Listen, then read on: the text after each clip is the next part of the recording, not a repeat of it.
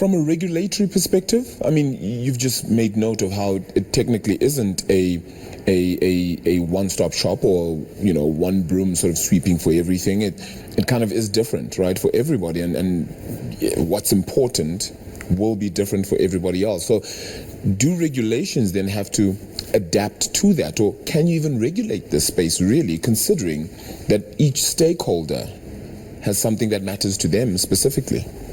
So I would imagine, and I think Campbell will probably be a better place to answer this, but I think that you do need a regulatory framework, because what it provides is for clarity in terms of if there's global objectives, which there are in place now that we're trying to work towards, it lays a foundation for being able to understand, interpret within your own context as to how you start to build towards it. I don't think it should become overly onerous, because what it then takes is that agility away from really being able to understand the multifaceted nature of ESG. And I think the point of it being multifaceted is because of how interconnected everything is. And that's where the value ultimately lies, is that you're not just looking at one element and doing one element well, because you will be held to account on the other aspects. Very difficult, though, to kind of get a sense of we're going to be able to find the plain road that everybody needs to sail on this one, right? So, I mean, I could imagine that if I was in mining and I'm in a totally different industry, even if it's retail, for example, I may focus on two separate elements here, and investors will look at me and go, well, which one do we attest to here? Look, and I think that's, again, with ESG is a bit intimidating, because there are so many principles and frameworks, and you just, the tail starts wagging the dog. You don't even want to start, because there's so much of a reporting obligation that you're spending all your time reporting, and you're not spending your time managing companies and the efficiencies and the opportunity and identifying the opportunities. So I think, there is the discussion around coming together and finding a common framework, a common goal, a common regulation, and that's happening at the moment. And it has been a bit unfortunate, because I think it has, because of the intimidation factor, people have not wanted to start, because they just don't know where. But I think that goes back again to understanding. So we have regular conversations with our investors. So in terms of trying to understand what the regulations and the frameworks, what's most important to them, both from investor side and then thinking about our other stakeholders, what is important. And to go beyond kind of regulation in terms of the ESG, to go beyond and into the opportunity side, that's a strategic business kind of decision, and that's what you need to make with the leadership. But what I kind of encourage is don't be put off by the multitude of regulation and frameworks, and just make that start in this space. Otherwise we'll never get there, and we'll never get better. So, it's there, and it's a big topic. With TCFDs coming in, if that's going to be mandatory, again, a huge reporting burden. But do we need it? Arguably, yes, but we just need to do it carefully. How do you do something like that and not make it onerous? I'll give you an example that perhaps isn't as linked to all of this, but for example, I'll give you the mining charter. That was meant to just kind of help the industry be able to ascertain everything from black ownership right through to how much you can sort of dig out of the ground, beneficiation, all of those elements. But it's become what feels like very, very onerous now, and the industry is sort of looking at it going, we can't fulfill all of these things, so how do you make sure you kind of strike that balance? Look, when I say not onerous, you still need to throw resources at this, and you still need to throw budgets, and if you don't, you're going to get it wrong. And champions within an organization. And so, yes, there is going to be that reporting side, but in terms of the voluntary sign-ups and the signatories, don't make it more onerous than it has to be. Obviously, from a compliance perspective, you need to do what you need to do, and I think in terms of, for instance, with SAVCA, we do push back as a collective where we need to, where it just becomes too onerous for us as a private equity. Normally the teams are smaller, the resources potentially aren't there. So as a collective and industry, we do need to push back where we see necessary. But I suppose I'm talking more about kind of the voluntary sign-ups and signatories and everything else that there's out there. And that's why this COP conference is so important, because one of the things I think that's going to be discussed there is how do you make developed markets integrate its first world ESG principles with the economic needs of developing markets. There's a group of countries called the Like-Minded Developing Countries, LMDC, and they basically said no to net zero unless you help us better.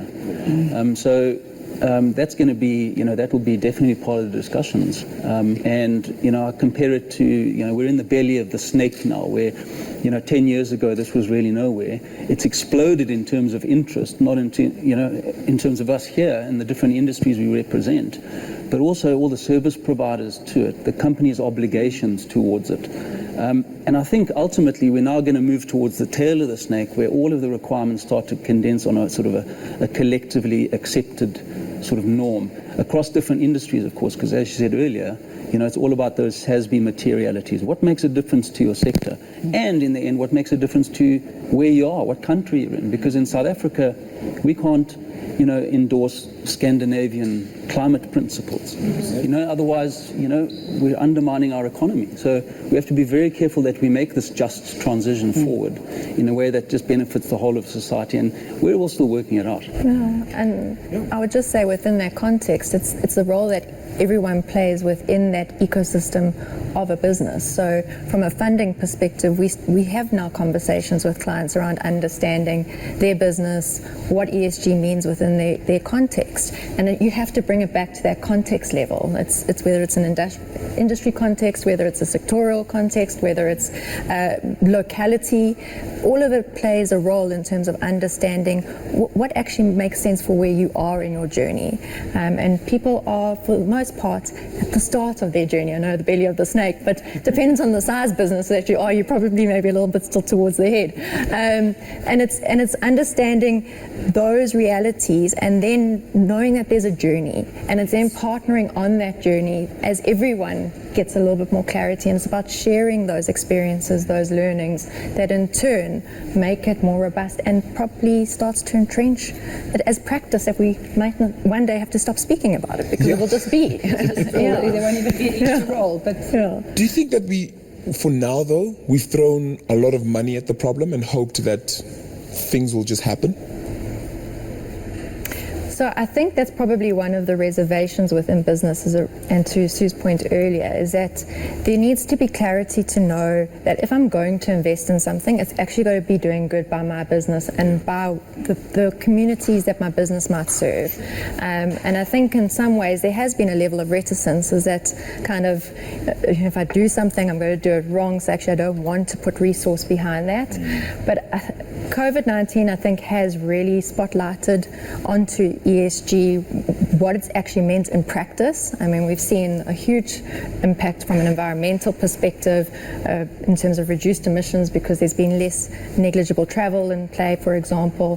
The society side or the social side of things has really come in terms of how businesses have responded to their employees, to the communities that they serve, and then your governance in terms of business resilience. Have you been able to manage the risk? And I think it's just given it life in a way that it's now, you can see it in practice. Okay, so I think in terms of budget, there's more budget to allocate, and I think there's going to be this continuous balance between financial and non-financial criteria. It's the same as there's this balance between short-term strategy and long-term strategy, and you continue, thinking about how your short-term strategy is going to impact your long-term strategy. So I think of what we're looking at now in terms of business cases for alternative energy solutions. We're re-looking at those. Now we're looking at tax allowance. And so and I think it's section 12L in terms of additional allowances for energy saving and how we can measure that. So as I said before, the analysis is getting more detailed, but what it means is there's going to have to be more budget allocated, there's going to have to be capex if we're serious about it, and there's going to have to be a plan. But at the same time, the financial has to be there, so the business has to be doing well, there has to be the capex allocation, there has to be that strong balance sheet. So it's this continuous balance and rebalance. Yeah, and I think that balance comes in is that if you know that actually there's benefit in terms of that investment, and that's that see-through, I think, for what does it mean in terms of the levers that I can pull within my business. Like if you're going to put more sustainable equipment in, yes, it might be some short-term pain, but there's long-term benefit. And that's really, I think, the clarity that comes into business needing to take this on board in a very practical way. The Department of environmental affairs is totally different now, right? It's it's a totally different part of government that now needs to be focusing on things like this, helping to aid these sort of discussions. But are they a part of this, you think? Are they sufficiently a part of this conversation? Maybe, Campbell, if I could ask you. I think they are, and to give them credit, I think they're doing quite a good job. It's a dynamic situation for all of us. But, in 2009, we made some rather bold statements about getting in line with climate requirements. And that it's something that we were still cash flush then. It's something we need to think about adhering to. But I must say, if you look at the legislation in place and the way that the Department of Environment has aligned itself, I mean, we have carbon taxes in this country. If you look at our carbon tax regime in this country, it's very much first world. And I think the Department of Environment is well aligned with that objective, is to consider the strategic importance of assets, but to ensure that some of the first world pledges that they'd made, or pledges that they made back in 2009 and 2015, are adhered to. So, if we go, Hazel, to how we can best prepare businesses then for ensuring any entity that maybe is still trying to find its feet, as many certainly are. How do you prepare your business for something like this? You say to yourself, we obviously need to meet certain goals, but we want to do it meaningfully. Do you then stop, plan, put a budget together? Do you just speak to regulators? How do you sort of formulate a pathway for this?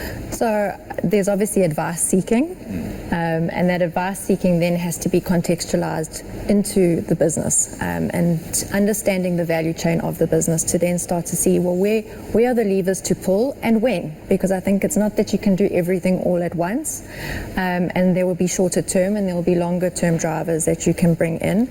And then it is around partnering around where you can get that investment requirement that you might need for fulfilling those requirements. And I think from a lending perspective, that's the evolution that we face now, is that our discussions not just into the business and understanding its key metrics around top line, bottom line, NAVs and so on and so forth.